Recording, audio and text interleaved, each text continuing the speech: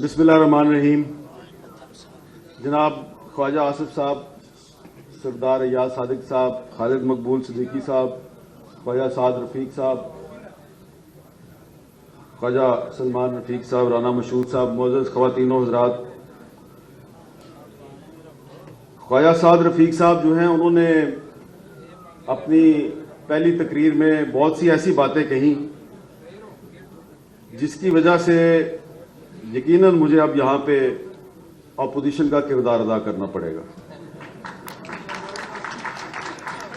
اور کیونکہ خواجہ محمد رفیق صاحب جو ہیں وہ قیام پاکستان کے بعد جب تک وہ زندہ رہے تو سوائے ایک چھوٹے سے عرصے کے جب حسین شہید سہروردی صاحب وزیر اعظم بنے تھے تو وہ 11 مہینے کا وقت تھا، وہ اس میں وہ اپوزیشن میں نہیں تھے کیونکہ ان کی پارٹی کے جو سربراہ تھے وہ ملک کے وزیر اعظم تھے، لیکن وہ اس 11 مہینے میں بھی وہ اپوزیشن ہی کا کردار ادا کرتے رہے. تو یہاں پہ جو قرارداد منظور ہوئی ہے اس قرارداد کو اگر آپ نے عملی جامہ پہنانا ہے، اس کو حقیقت بنانا ہے، تو پھر سب سے پہلا کام یہ کرنا پڑے گا جو سعد بھائی نے بھی بات کی ہے کہ سب سے پہلے ہمیں سچ بولنا پڑے گا.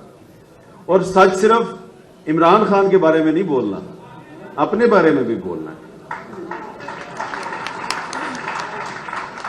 یہاں پہ خالد مقبول صدیقی صاحب کا ذکر ہوا کہ ان کا تعلق مڈل کلاس سے ہے، بالکل ہے، لیکن رانا مشہود بھائی دیکھیں کہ جب آپ نے مثال دینی تھی تو آپ نے خالد مقبول صدیقی صاحب کی مثال دی. کاش کہ یہ جو سامنے بہت سے سیاسی کارکن بیٹھے ہوئے ہیں ان میں سے بھی کوئی مثال آپ کو مل جاتی.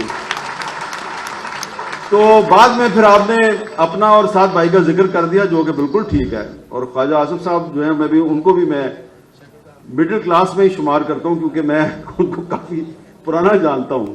لیکن مسئلہ یہ ہے کہ پاکستان کے مسائل کا حل صرف مڈل کلاس کے پاس نہیں ہے. مڈل کلاس پاکستان کی اکثریت نہیں ہے. اکثریت جو ہے وہ لوئر مڈل کلاس ہے اور غریب طبقہ ہے.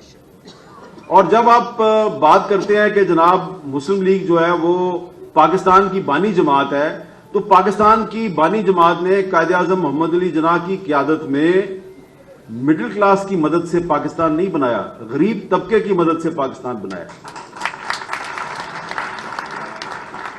تو بس میں ابتدا میں صرف اتنی تلخ نمائی کرنا چاہتا ہوں کہ مجھے خواجہ محمد رفیق صاحب کی برسی میں کئی بار بولنے کا اعزاز حاصل ہے، خواہ وہ ٹاؤن ہال ہو یا الحمرا ہال ہو یا یہ اواری ہوٹل ہو.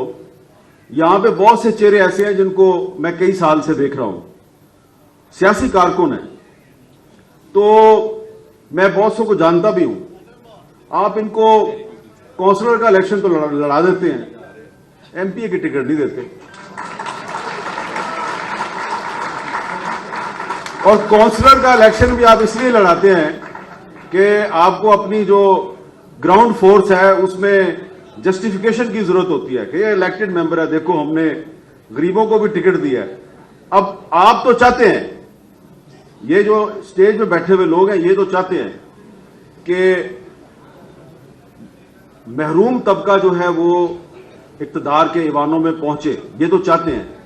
لیکن جو ان کے اوپر بیٹھے ہوئے ہیں نا وہ پوچھتے ہیں، جب ٹکٹ آتی ہے نا، جو پارلیمانی بورڈ بیٹھا ہوتا ہے جہاں ٹکٹوں کا فیصلہ ہوتا ہے، خواہ کوئی بھی پارٹی ہو، خواہ تحریک انصاف ہو، مسلم لیگ نون ہو یا پیپلز پارٹی ہو، کوئی بھی پارٹی ہو، پارلیمانی بورڈ میں جب غریب کارکن کی درخواست آتی ہے ٹکٹ کے لیے تو جو سب سے بڑا لیڈر ہوتا ہے وہ پتہ ہے کیا پوچھتا ہے؟ اے دیکھو پیسے کتنے نے.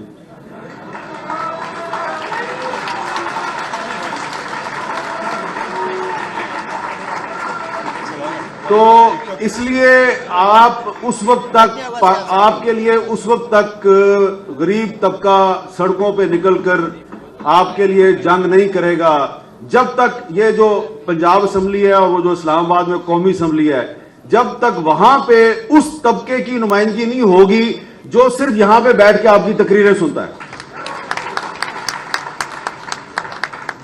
تو خواجہ رفیق صاحب جو ہیں ان کا تعلق بھی اسی طبقے سے تھا. جو لوگ ان کے خاندان کے پس منظر کو جانتے ہیں وہ آپ کو بتائیں گے کہ پاکستان بننے سے پہلے خواجہ رفیق صاحب کا خاندان جو ہے وہ نہ مڈل کلاس تھا نہ لوئر مڈل کلاس تھا، وہ اپر مڈل کلاس تھا۔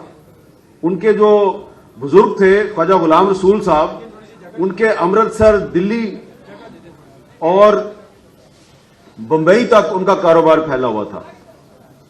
اور خواجہ رفیق صاحب جو ہیں جب ایم اے کالج امرتسر میں پڑھتے تھے تو قائد اعظم کے حکم پر انہوں نے اس وقت جو پنجاب کا اس وقت جو پنجاب کا وزیر اعلیٰ تھا خضر حیات ٹوانا، اس کے بارے میں انہوں نے ایک موومنٹ چلائی اور اس میں وہ گرفتار ہوئے تھے۔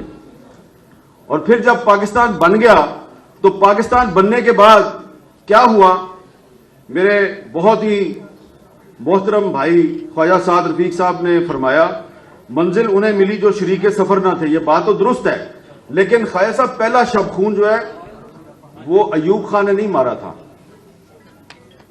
پہلا شب خون مسلم لیگیوں نے مسلم لیگیوں کے خلاف مارا تھا۔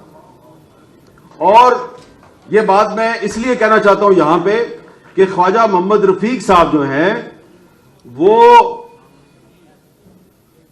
مسلم لیگ چھوڑ کے عوامی لیگ میں کیوں شامل ہوئے تھے؟ ایک سوال ہے، اس پہ ذرا غور کریں آپ سب آپ یہاں پہ سیاسی کارکن بیٹھے ہوئے ہیں، اگر آپ کے پاس اس سوال کا جواب نہیں ہے تو یہاں بزرگ بیٹھے ہیں، ان کو پڑھیں، ان سے پوچھیں، اگر وہ نہیں بتا سکتے تو انہوں نے ایک چھوٹا سا کتابچہ چھاپا ہوا، اس میں پوری انفارمیشن نہیں ہے، لیکن میں آپ کو بتا دیتا ہوں۔ جب پاکستان بن گیا تو جو مسلم لیگی تھے نا، اس میں جو پہلے شریک سفر نہیں تھے، جاگیردار، جو 1946 میں ہوا کا رخ دیکھ کے مسلم لیگ میں شامل ہوئے تھے، تو انہوں نے پرانے مسلم لیگیوں کی ٹانگ کھینچنی شروع کر دی۔ اور پھر کیا ہوا کہ قرارداد دلی کے ذریعے بنگال کو پاکستان کا حصہ بنانے کا علمبردار حسین شہید سہروردی، اس کو پاکستان کی پہلی قانون ساز اسمبلی سے ڈی سیٹ کر دیا گیا۔ آپ کو پتا ہے ڈی سیٹ کیوں کیا حسین شہید سہروردی کو، جو کہ یونائٹڈ بنگال کا پرائم منسٹر تھا، جس نے خود قائد اعظم محمد علی جناح کو دلی میں کہا کہ ہم بنگال کو بھی پاکستان کا حصہ بنانا چاہتے ہیں، اور قرارداد پیش کی اور قرارداد منظور ہوئی۔ آپ کو پتا ہے حسین شہید سہروردی کو ڈی سیٹ کیوں کیا؟ ڈی سیٹ اس لیے کیا کہ ان کا تعلق تھا کلکتہ سے۔ کلکتہ میں مسلمانوں پر حملے ہو رہے تھے، ان کا قتل عام ہو رہا تھا۔ وہ قتل ہوتے مسلمانوں کو چھوڑ کر پاکستان بھاگنے کی بجائے وہیں پہ رہ گئے اور انہوں نے مسلمانوں کا قتل عام روکنے کی کوشش کی۔ تو 3-4 مہینے اوپر ہو گئے۔ جب 3-4 مہینے اوپر ہو گئے تو آپ کی جو یہ پاکستان میں جو کانسٹیٹیوئنٹ اسمبلی تھی، قانون ساز اسمبلی، اس میں ایک قانون پاس کروایا گیا کہ اس اسمبلی کا جو ممبر 6 مہینے تک پاکستان واپس نہیں آئے گا وہ ڈی سیٹ ہو جائے گا۔ اور حسین شہید سہروردی صاحب واپس آ گئے، واپس آئے تو آئی جی